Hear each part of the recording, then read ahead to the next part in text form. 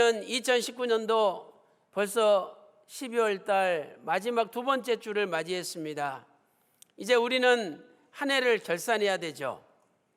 과연 내가 한 해 동안 얼마만큼 신앙에 전진이 있었느냐, 아니면 오히려 신앙이 퇴보되었느냐, 내가 작년보다 주일 빼먹지 않고 더 잘 지켰느냐, 아니면 주일을 더 많이 빼먹었느냐, 다 우리는 결산해야 됩니다. 여러분, 이 세상에서 가장 무서운 싸움이 무엇일까요? 가장 무서운 싸움이 무엇이냐? 바로 자기와의 싸움이라고 말씀하고 있습니다. 내 자신과의 싸움이 이 세상에서 가장 무서운 싸움이래요. 영국 속담을 보면 자기보다 더 큰 적은 없다. 영국 속담에 자기보다 더 큰 적은 없다, 이러한 속담이 있습니다. 또한 중국의 왕양명이라는 사람은 이렇게 말을 했습니다. 산속의 적은 무찌르기 쉬워도 마음속의 적은 참으로 무찌르기 어렵다. 산속에 있는 적은 무찌르기 쉽지만 오히려 마음속에 있는 적은 참으로 무찌르기 어렵다라고 선언한 적이 있습니다. 이것은 그만큼 자기 자신과의 싸움이 가장 힘든 싸움이요, 무서운 싸움이라는 것을 알려주는 말이죠. 오늘 본문 로마서 7장 21절부터 25절에 사도 바울도 자기 속에 선이 있고 악이 있어서 선과 악이 싸우고 있다. 또 자기 속에 하나님의 법을 사모하는 부분이 있고 죄의 법을 사모하는 부분이 있어서 두 가지가 끊임없이 싸우고 있다라고 고백하였습니다.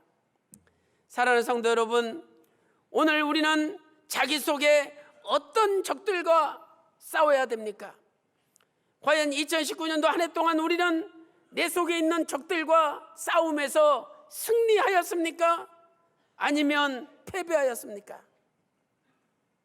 우리의 적은 무엇일까요? 첫 번째로 욕심입니다. 욕심. 첫째로 욕심이 무엇입니까? 욕심은 무엇인가 과도하게 가지려는 마음입니다. 과도하게 가지려는 마음이죠. 우리가 무엇을 가지려는 마음이 잘못된 것은 아닙니다. 무엇인가 가지려는 마음, 그것이 나쁜 것은 아니죠. 그러나 문제는 하나님이 정해놓은 기준이 있는데 그 기준 이상으로 과도하게 가지려는 욕심, 그것이 바로 문제인 것이죠. 예수님께서는 누가복음 12장 15절에서 삼가 모든 탐심을 물리치라. 사람의 생명이 소유에 넉넉한 데 있지 아니하느니라. 삼가 모든 탐심을 물리치라. 누가복음 12장 15절에 말씀하셨습니다. 여기 탐심이 무엇입니까? 헬라어로 플레오넥시아라는 단어죠. 플레오넥시아. 이것은 더 가지려는 욕심, 과도한 욕심을 말씀하는 것입니다. 하나님께서는 남자와 여자가 한 가정을 이루게 하여 주시고 남편에게는 한 아내, 아내에게는 한 남편을 허락해 주셨습니다.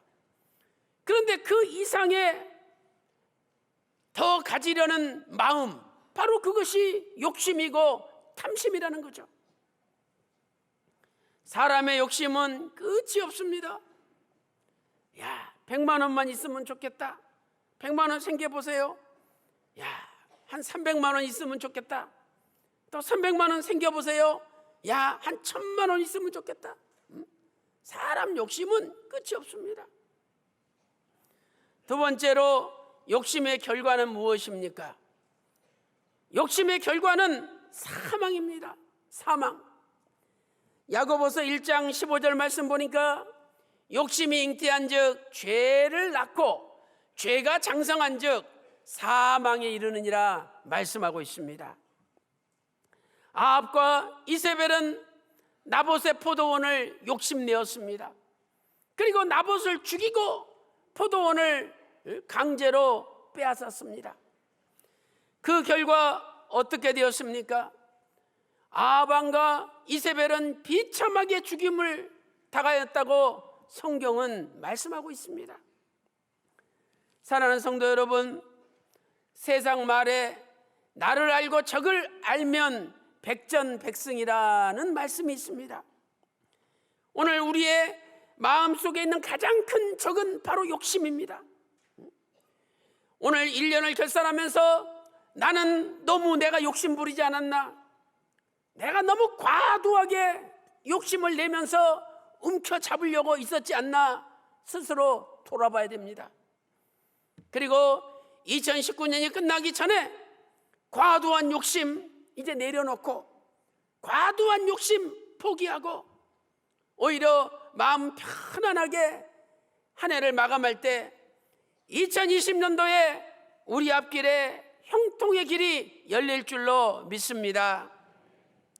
두 번째 적이 무엇입니까? 두 번째는 교만입니다. 교만. 첫째로 교만이 무엇입니까? 이 교만은 자기 자신에 대하여 과도하게 높이 평가하는 것입니다. 자기 자신에 대하여 과도하게 높이 평가하는 거죠. 그래서 자기가 너무 잘났다고 스스로 평가하는 겁니다. 자기가 너무 잘났다고 스스로 평가하는 거죠. 실제로는 한 70점밖에 안 되는데 자기를 120점 또는 150점으로 채점하는 겁니다. 자기가 되지도 못했는데 되었다고 평가할 때 바로 그것이 자기 스스로 넘어지는 거죠. 갈라디아서 6장 3절 보세요. 갈라디아서 6장 3절에 만일 누가 아무것도 되지 못하고 스스로 된 줄로 생각하면 자기를 속임이라. 아무것도 되지도 못한 사람이 스스로 잘났다고 뽐내고 높이 평가하면 자기를 속이는 거라고 성경은 말씀하고 있습니다. 두 번째, 교만의 결과는 무엇입니까? 잠언 16장 18절 말씀 보니까 교만은 패망의 선봉입니다.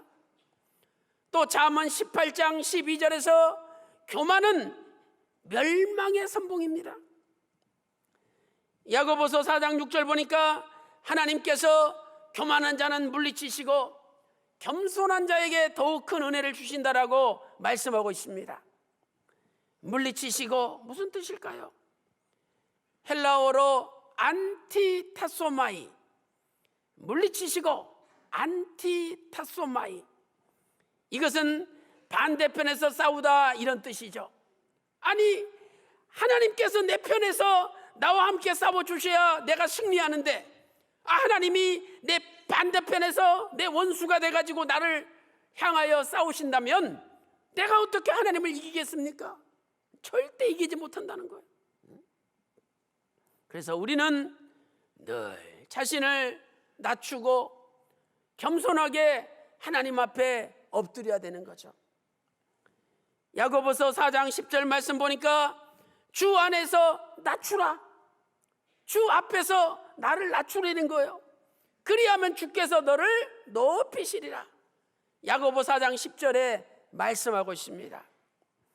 사랑하는 성도 여러분, 2019년을 결산하면서 내가 교만했는지 진심으로 하나님 앞에 엎드려 예배드리기를 사모하고 기도하기를 사모하며 겸손히 하나님 앞에 낮췄는지 다시 한번 결산하는 가운데 오늘 내 속에 있는 교만이라는 적을 다 물리치시는 저와 여러분이 되시기를 주님의 이름으로 축원합니다.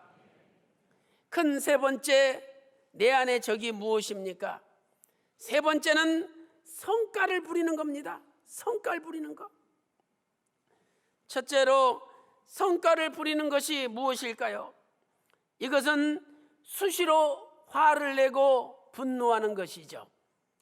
수시로 화를 내고 분노하는 것입니다. 모세 보세요. 가데스에서 주전 1407년 1월 1일 가데스에 도착했지 않습니까? 그리고 나서 하나님께서 반석에게 명하여 물을 내라 명령하셨습니다. 그런데 민수기 20장 4절 말씀 보니까 백성들이 야 모세야 우리를 여기까지 끌고 와서 이 목말라 죽게 만드느냐 이러면서 막 대드는 거예요. 순간 백성들의 얼이 모세에게 미쳤습니다. 그래서 모세가 하나님께서 너희들을 위하여 물을 내시리라 이렇게 말하고 하나님께 영광을 올려야 맞는 거 아닙니까? 그런데 민수기 20장 10절 말씀 보니까 우리가 너희를 위하여 물을 내리라 그러면서 순간 하나님 영광 가리우고 자기 영광을 나타냈습니다. 그러면서 반석을 그냥 성깔을 부리면서 땅땅 2번 쳤습니다. 하나님께서 민수기 20장 11절 12절 말씀 보니까 너는 살아서 가나안 땅에 들어오지 못한다 선언하셨던 것이죠. 시편 106편 33절은 이렇게 말씀하고 있습니다. 이는 저희가 그 심령을 거역함을 인하여 모세가 그 입술로 망령되이 말하였음이니라. 이스라엘 백성들이 모세 심령을 거역해가지고 모세가 입술로 망령되이 말했대요. 근데 공동 번역을 보면 너무 번역을 잘 해놨습니다. 시편 106편 33절 그들이 모세의 성깔을 돋우는 바람에 모세가 함부로 말했던 것이다. 이스라엘 백성들이 모세의 성깔을 돋우는 바람에 모세가 함부로 말했대요. 그러나 그것 때문에 모세는 너는 살아서 가나안 땅에 못 들어간다는 하나님의 말씀을 들을 수밖에 없었던 것이죠. 두 번째로 성깔을 부리는 결과는 무엇입니까? 성깔을 부리면 하나님의 의를 이루지 못합니다. 자기 의를 이룰지 몰라도 하나님의 의를 이루지 못합니다. 야고보서 1장 20절 말씀 보니까 사람의 성내는 것이 하나님의 의를 이루지 못함이니라. 모세도 한 번 성깔 부림으로 하나님의 의를 이루지 못했지 않습니까? 사랑하는 성도 여러분, 오늘 또 내 성깔 죽이고 혈기 부리는 거 죽이고 그리고 조금씩 자제하면서 하나님의 성도로서 부끄러움이 없는 삶을 살아야 되는 거죠. 디모데후서 2장 24절 말씀 보세요. 디모데후서 2장 24절에 마땅히 주의 종은 다투지 아니하고 모든 사람을 대하여 온유하며 가르치기를 잘하며 참으며 마땅히 주의 종은 다투지 말고 온유해야 된다라고 말씀하고 있습니다. 네 번째 적은 시기입니다. 시기. 첫째로 시기가 무엇입니까? 이 시기는요, 남이 잘 되는 꼴을 못 보는 거예요. 남이 잘 되면 열받고, 남이 잘 되면 배 아프고, 남이 잘 되면 속 터지는 것, 이게 바로 시기예요. 남이 잘 되면 박수 쳐줘야죠. 예를 들어서 내가 떨어지고 남이 됐다, 박수 쳐주세요. 박수 쳐주는 게 진짜 성도입니다. 우리는 남을 시기할 때 배 아픈 정도면 그래도 괜찮아요. 근데 더 나아가서 어떤지 아십니까? 없는 이야기 만들어가지고 남을 헐뜯고 남을 끄집어 내립니다. 이게 시기의 극치예요. 원로 목사님께서는 이렇게 말씀하셨습니다. 시기가 살인죄야. 시기 있으면 괜히 남을 미워합니다. 괜히 샘내고 괜히 거짓말까지 짓거립니다. 원로 목사님 이렇게 말씀하셨어요. 거짓말까지 안 돼. 시기가 강하면. 두 번째, 시기의 결과가 무엇입니까? 잠언 14장 30절 말씀 보세요. 시기는 뼈를 썩게 한다. 남을 시기하면 내 뼈가 썩어진대요. 내 뼈가. 왜 요셉의 형들이 요셉을 팔아넘겼습니까?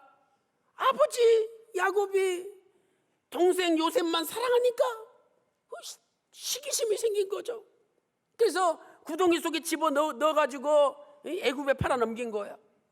사도행전 7장 9절에 정확하게 기록되어 있습니다. 사도행전 7장 9절 보세요. 그 형들이 요셉을 시기하여 애굽에 팔았더니 분명히 기록되어 있습니다.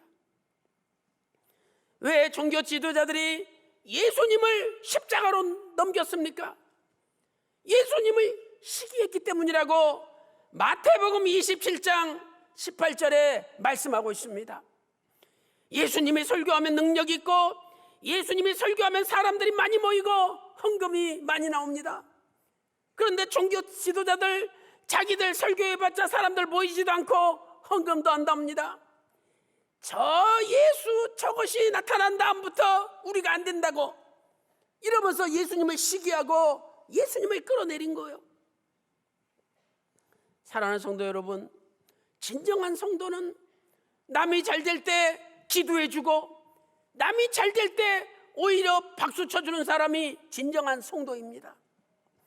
오늘 또 내 속에 시기라는 모든 악한 대적을 다 물리치고 오히려 남을 위해서 축복해주는 평강의 수준 높은 차원의 성도들 다 되시기를 주님의 이름으로 축원합니다.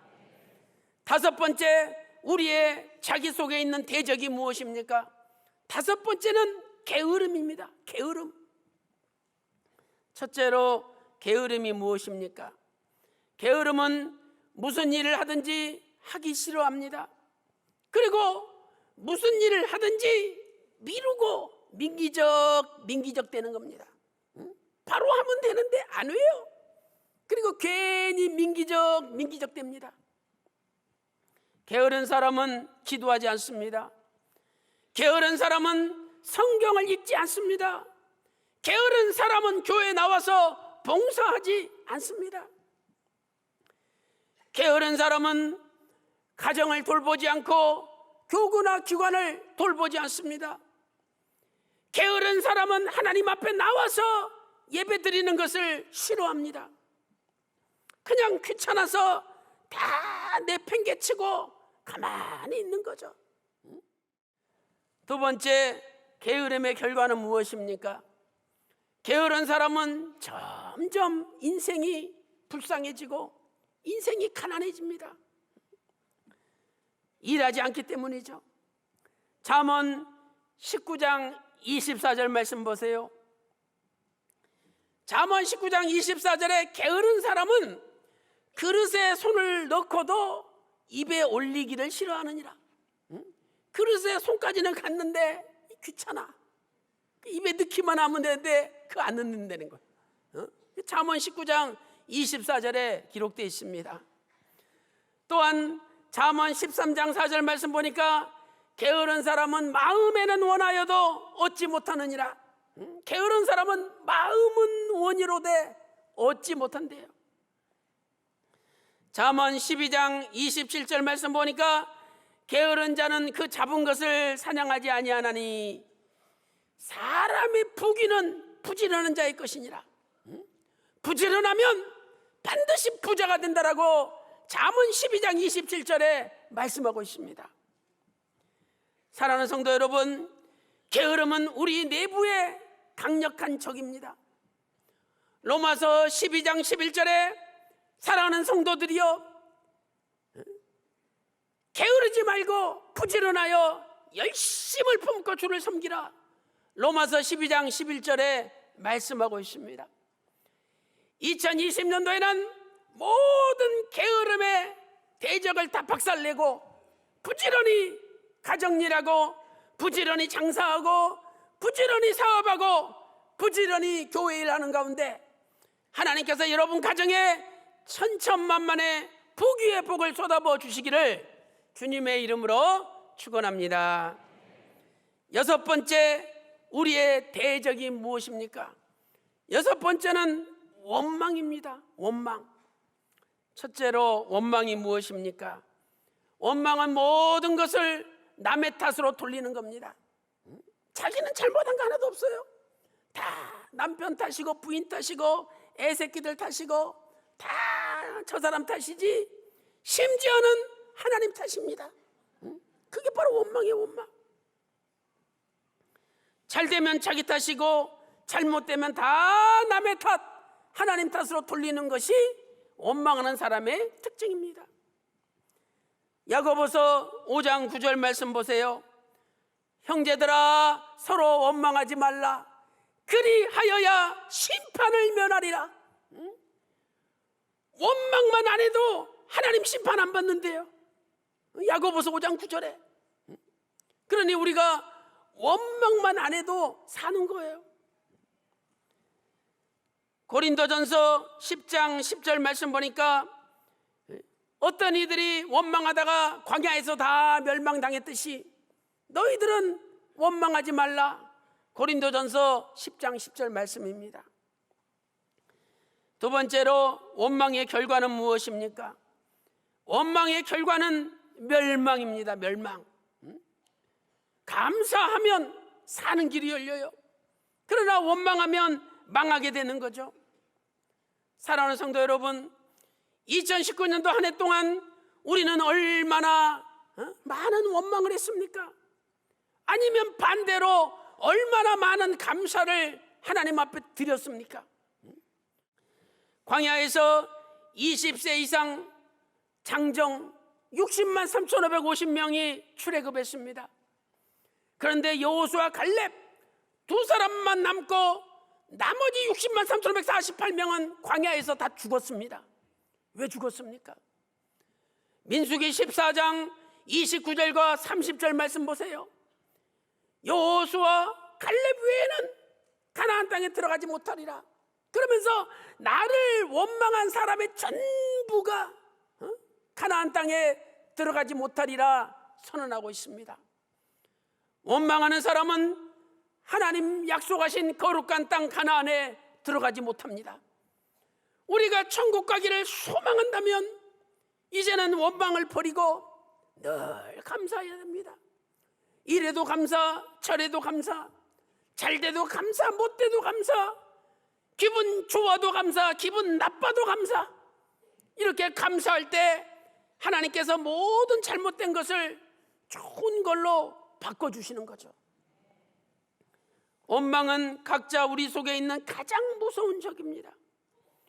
오늘 2019년도 마무리하면서 모든 원망을 다 내버리고 저와 여러분의 남은 생에 오직 감사만이 넘쳐나므로 하나님께서 오병이의 기적을 저와 여러분의 가정에 넘치도록 채워주시기를 주님의 이름으로 축원합니다. 결론적으로 날마다 예수 그리스도 안에서 내 속에 있는 적들을 죽여야 합니다. 날마다 예수 그리스도 안에서 내 속에 있는 적들을 죽여야 됩니다. 이 내 속에 있는 적들 내가 죽일 수 없어요. 그러니까 예수님 안에 들어가면 예수님이 죽여주신다는 거예요. 예수님이 죽여주신다는 거예요. 내가 내 자신을 죽이는 것이 얼마나 어려운 일입니까? 오죽했어야 사도 바울은 고린도전서 15장 31절에서 나는 날마다 죽노라, 나는 날마다 죽노라 고백하였습니다. 갈라디아서 5장 24절에 나는 정과 욕심을 십자가에 못 박아 죽였느니라 선언하고 있습니다. 사랑하는 성도 여러분, 이 세상에서 가장 질이 나쁜 사람이 누굽니까? 야, 저 사람 저질이야, 저질. 우리가 이렇게 이야기하지 않습니까? 이 세상에서 가장 질이 나쁜 사람이 바로 내 속에 있는 나라는 거예요. 내 속에 있는 나. 그래서 플라톤은 자기 자신에 대한 승리는 최고의 승리이다. 자기 자신에 대한 승리는 승리 중에 최고다. 이렇게 이야기를 했었습니다. 사랑하는 성도 여러분, 오늘 우리 속에 많은 내부의 적들이 있습니다. 욕심, 교만, 성깔 부리는 거, 시기하는 거, 게으른 거, 원망하는 거, 다 이것이 우리 속에 있는 적들이에요. 우리가 스스로 해결할 수가 없죠. 오죽했어야 사도 바울이 로마서 7장 22절 23절에서 내 안에 선과 악이 있다. 내 마음의 법은 하나님의 말씀을 즐거워하되 내 지체 속에 있는 다른 법이 나를 죄악 가운데로 인도하는도다. 로마서 7장 24절에 오라 나는 곤고한 사람이로다. 누가 이 사망의 몸에서 나를 건져내랴. 그 헬라어 그 원문의 배경을 보면은요, 그 당시에 살아있는 사람을 죽은 사람 시체랑 같이 묶어놔요. 그래가지고 죽이는 거예요. 그러면 그 죽은 사람 시체에서 썩은 냄새가 나한테 막 풍겨옵니다. 죽은 사람 시체에 그 썩은 세균들이 내 몸으로 다 전이가 돼요. 그래가지고 점점 나도 죽어가는 거죠. 지금 그런 상태가 오호라 나는 곤고한 사람이로다. 누가 이 사망의 몸에서 나를 건져내랴. 이렇게 사도 바울이 고백한 거예요. 그러니까 사도 바울도 자기 속에 있는 내부의 적들과 싸우는 것이 너무 고통스럽고 힘들었다는 거죠. 그런데 로마서 7장 52절에 우리 주 예수 그리스도로 말미암아 하나님께 감사하리로다. 오히려 감사의 고백을 하고 있습니다. 그리고 로마서 8장 1절 2절에 이제 예수 그리스도 안에 있는 자에게는 결코 정죄함이 없나니 생명의 성령의 법이 죄와 사망의 법과 싸워 이겼다는 거예요. 또 우리가 예수님 안에 들어가서 예수님 붙들고 의지하면 예수님께서 생명의 성령의 법으로 내 속에 있는 죄와 사망의 법을 이기게 해주시는 거예요. 그래서 로마서 8장 3절에 율법으로 할 수 없는 그것을 하나님은 하시는도다. 율법은 못하지만 하나님은 하신다는 거예요. 그래서 오늘 또 2019년도 한 해 동안 내가 어떻게 살아왔는지, 우리는 돈이 이득이 얼마 남았다, 또 손해가 얼마다, 돈 계산은 잘하죠. 그리고 다른 사람과의 인간관계 밖에 드러난 것은 결산을 잘합니다. 그런데 정작 자기 속에 자기 자신과의 싸움의 결산을 해야 되는데 이 결산을 하는 사람이 없다는 거예요. 그러니 맨날 그 모양으로 살 수밖에 없습니다. 오늘 이 시간 주시는 바 말씀을 깊이 새기는 가운데 이제 내 속에 있는 적들과의 싸움, 전과가 어떤지, 얼마나 내가 패배했는지 다시 한번 다 결산하시는 가운데 오늘부터 우리 속에 있는 모든 내부의 적을 다 몰아내 주심으로 2020년도에 우리 앞길에 형통한 길이 환하게 열리고 2020년도에는 여러분의 가정과 교회가 다른 사람이 우러러볼 정도로